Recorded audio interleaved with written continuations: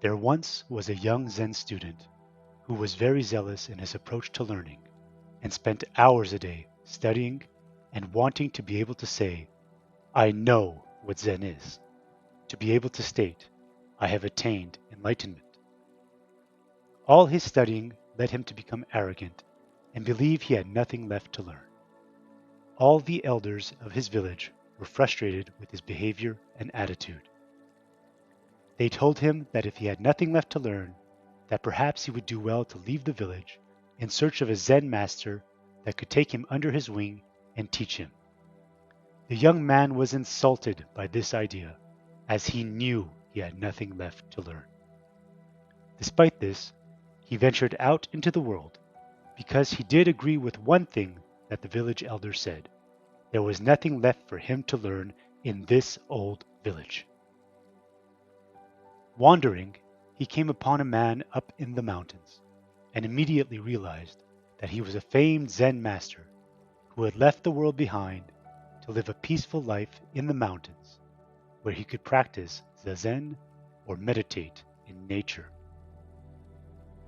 The young student came upon him full of energy and told him all about his studies, how hard he worked, all that he knew, and that he left his old village because he had nothing left to learn.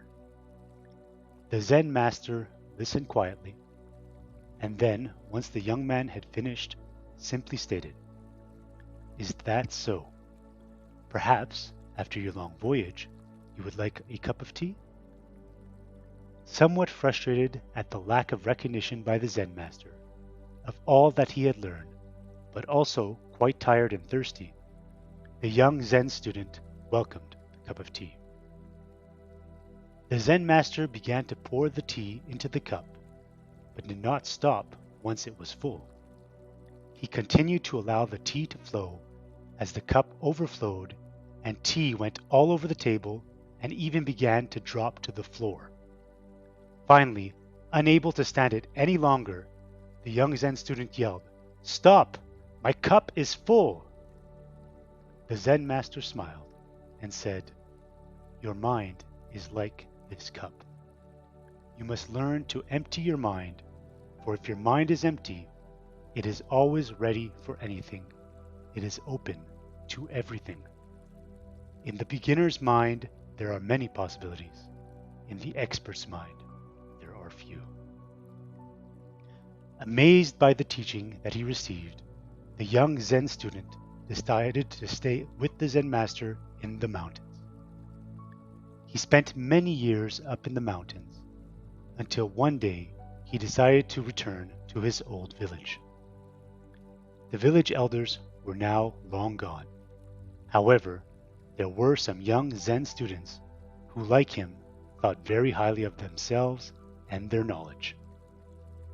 This allowed him the opportunity to see things from the perspective of the village elders way back when, and he was filled with love and compassion for their plight of having to deal with him.